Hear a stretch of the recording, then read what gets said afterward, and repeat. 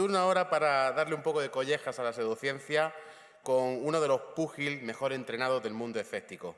Vicepresidente de la Asociación para Proteger al Enfermo de las Terapias Pseudocientíficas, vocal de la red UNE, miembro del Círculo Escéptico de la Sociedad para el Avance del Pensamiento Crítico, ARP, y un boxeador de la mala ciencia, sin duda.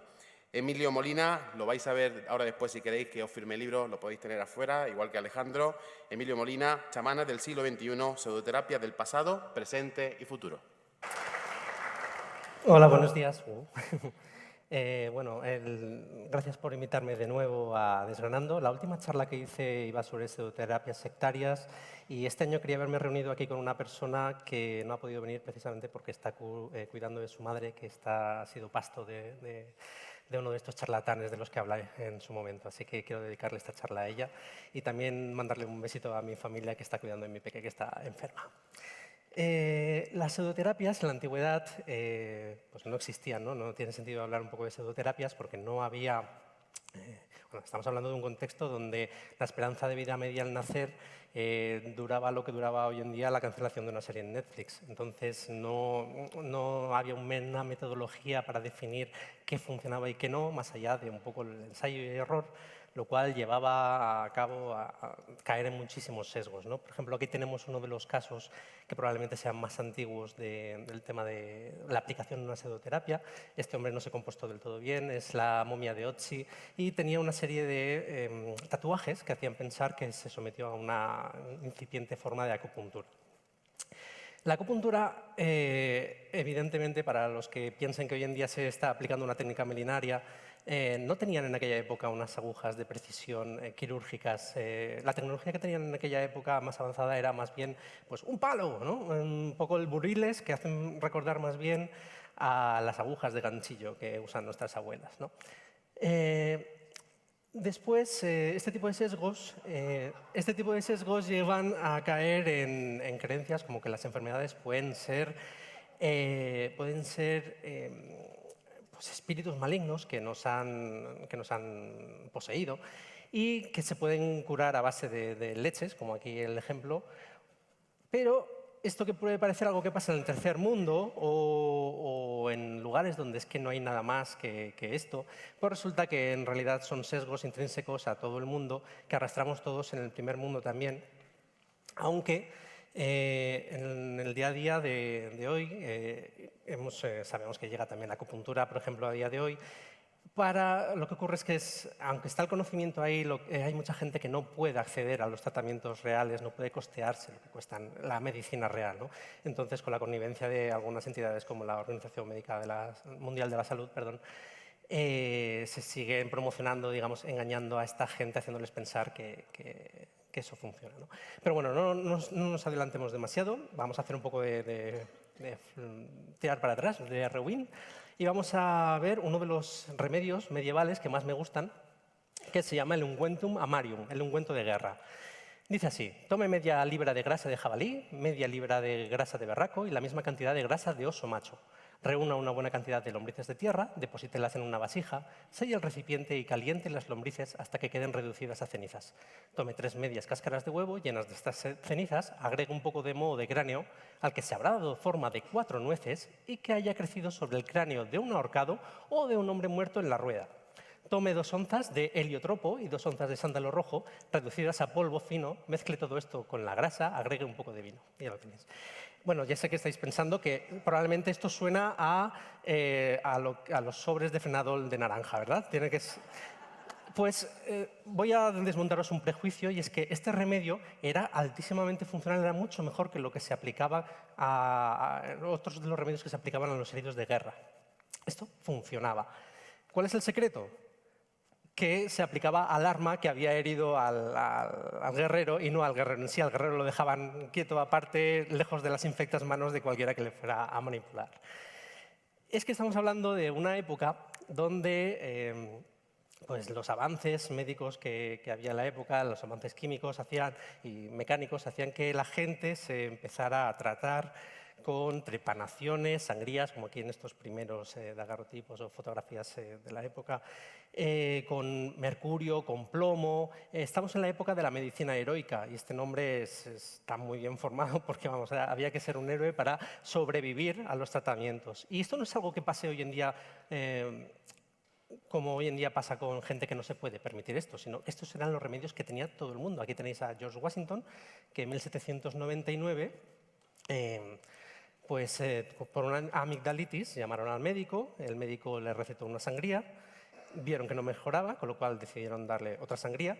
Como no remontaba, el tío pensó que estaría bien hacerle otra sangría y después de 16 horas de agonía y 4 sangrías, pues terminó falleciendo, ¿no?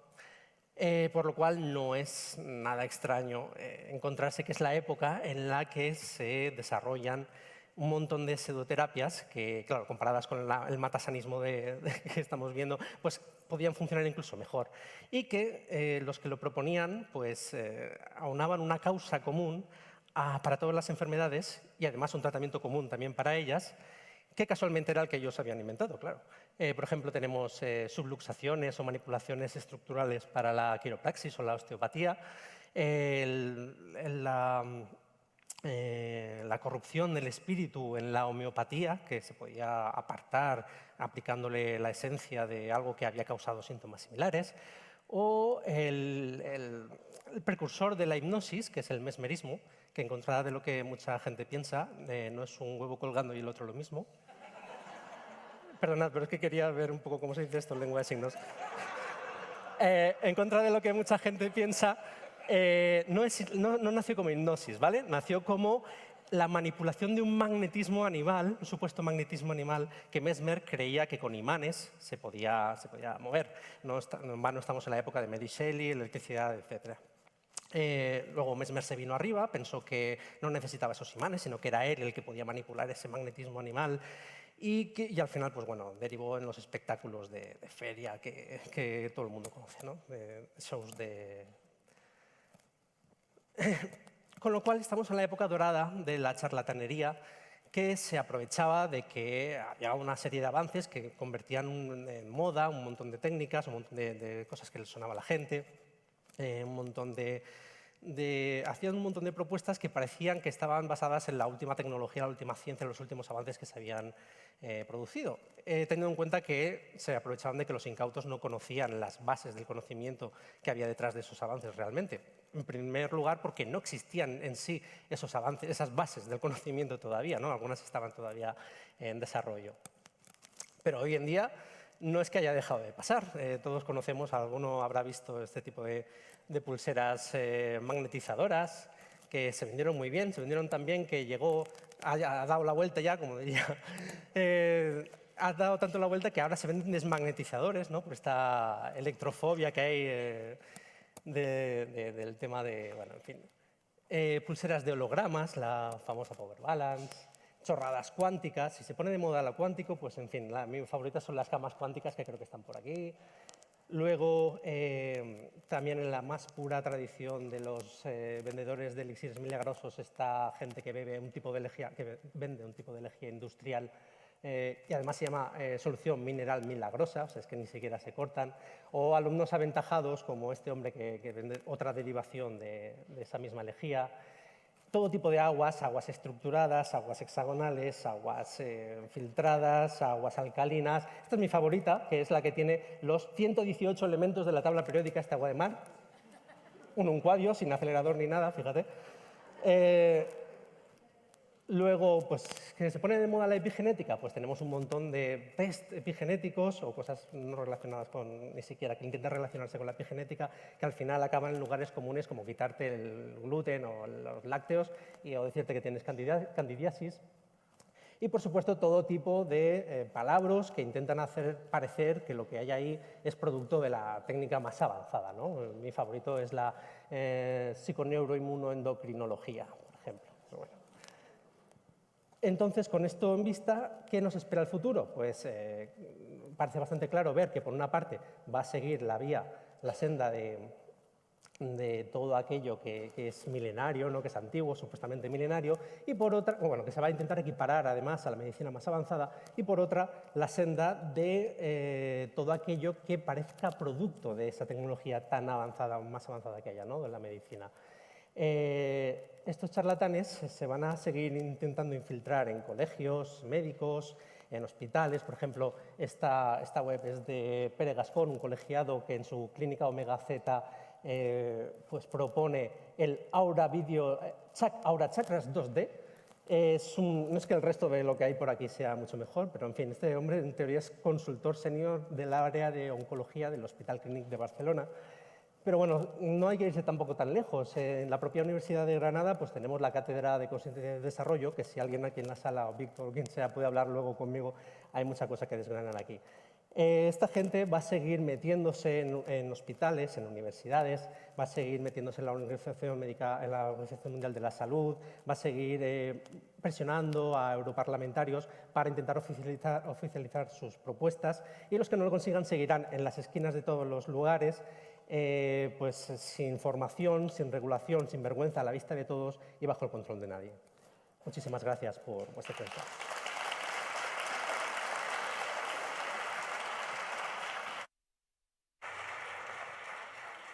Muchísimas gracias, Emilio.